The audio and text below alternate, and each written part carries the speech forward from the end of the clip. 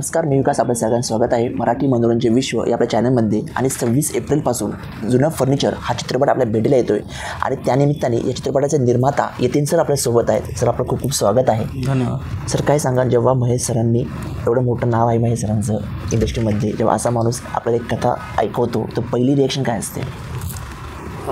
पहिलं म्हणजे आनंदच आहे की महेश सरांनी स्वतः फोन करून मला पाठवली स्क्रिप्ट.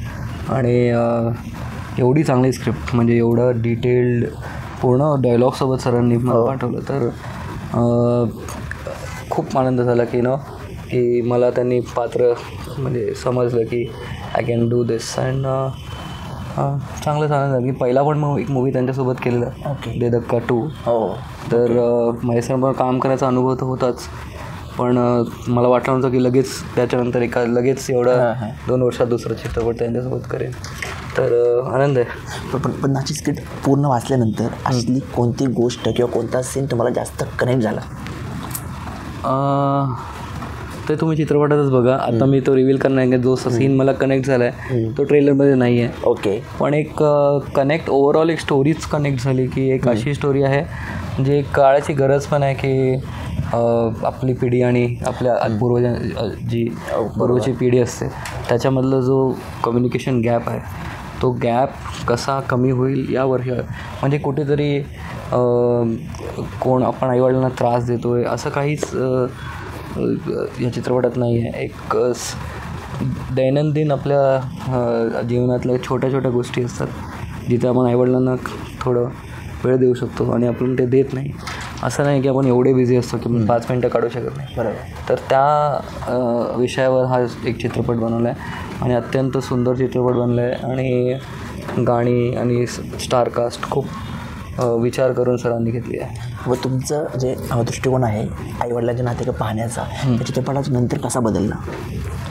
हो, बदललाच. म्हणजे मी सांगतो की आपण सर्व, मी स्वतःलाही मानतो की माझ्याकडूनही चुका होतात. मी कधीकधी आपल्या कामात असल्यामुळे आईवडिलांना कधीकधी वेळ देऊ शकत नाही किंवा रोज बोलणं होत नाही. तर ह्या चित्रपट केल्यामुळे तो एक दृष्टिकोन बदलला आहे. एक अजून मला वाटतं असं नाही असं की लगेचच आपण चेंज आणतो, पण एक जाणीव ती पण खूप महत्त्वाची असते की बाबा आपल्याकडून चुका होत आहेत आणि ती हळूहळू आपण त्या चुकांवरती काम केलं तर निश्चितच एक चांगलं रिलेशनशिप आपण आईवडिलांबरोबर बनवू शकतो. आणि पाहतो की जो ॲक्टर असतो, ॲक्टर म्हणा किंवा दिग्दर्शक म्हणा, त्यांनी प्रोड्युसरला किती सपोर्ट केला यावर प्रोड्युसर ठरते की प्रोड्युसर परत पिक्चर बनवून का नाही बनवणार. मोस्टली आपण पाहतो सध्या की काही फिल्म असं की त्यांना काय असतं की फक्त प्रोड्युसरने पिक्चर केला त्याला किती तो लॉस जातो आहे, त्याला किती महत्त्वाचं आहे, कॉल टाईम किती महत्त्वाचा आहे, बरोबर. ह्या सगळ्या गोष्टी पाहिल्या जात नाही. त्यामुळे काय होतं, ते प्रोड्युसरला पुन्हा उभारी येत नाही की चित्रपट परत कसा तयार करावा. तर या बाबतीत महेश सरांच्या बाबतीत किंवा शेवटी ऑल क्रू आहे त्यांनी तुम्हाला कसा सपोर्ट केला? हो, खूप महत्त्वाचा प्रश्न आहे हा की सहसा आपण जेव्हा चित्रपट निर्मिती बघतो तेव्हा सगळे आपण डिरेक्टर, ॲक्टर्स ह्यांचे अनुभव म्हणजे जाणून घेतो. पण निर्माता जो चित्रपटाचा ॲक्च्युली बघितलं तर पाया असतो. कारण की प्रत्येक डिपार्टमेंटमध्ये निर्माता ह्याचं डायरेक्टली काम नसतं, पण इनडायरेक्टली त्याचा सहभाग लागतोच.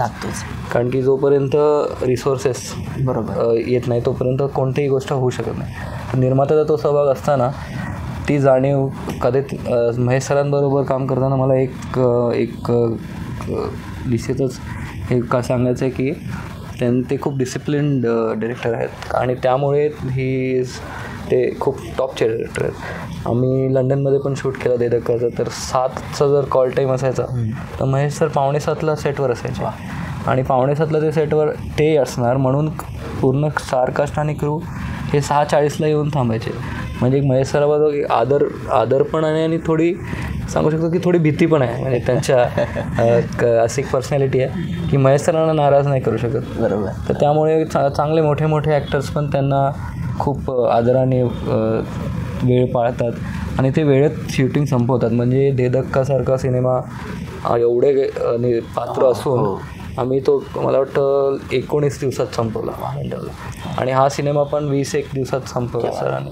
म्हणजे ह्याच्यात इंटेन्स होता. कोर्टरूम ड्रामामध्ये खूप मी निर्माता असून मला टेक्निकली एवढं काही नॉलेज नाही आहे, पण तरी करून माणूस बघून शिकतो की कोर्टरूममध्ये शूट करणं हे खूप अत्यंत कठीण गोष्ट आहे. कारण की सर बोलतात की सगळ्यांचे रिॲक्शन्स घेणं आणि सगळ्यांचे पोझिशन्स फिक्स असतात. बरोबर. तर ते करून 20 दिवसात सरांनी सिनेमा संपवला. आणि त्याच्यात दिग्गज कलाकार म्हणजे सचिन खेडेकर सर असतील, डॉक्टर गिरीश ओक असतील, शारद पोंक्षे असतील, आणि नवीन कलाकार जसं भूषण आहे किंवा अनुषा, त्यांनी पण खूप डिसिप्लिन वेमध्ये केलं.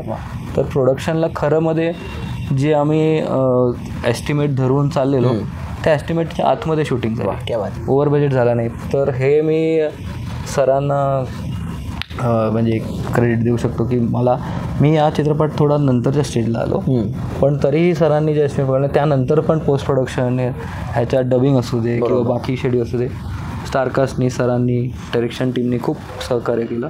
आणि वेळेत चाललं तर आपला खर्चही वाचतो. बरोबर.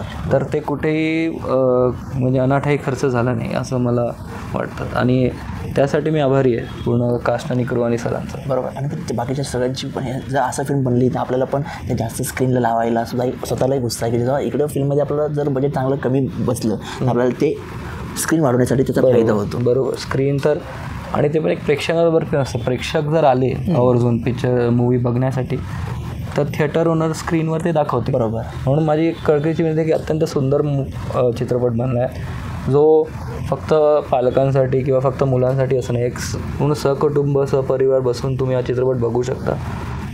आणि त्यात शिकण्यासारखं भरपूर आहे चित्रपटात.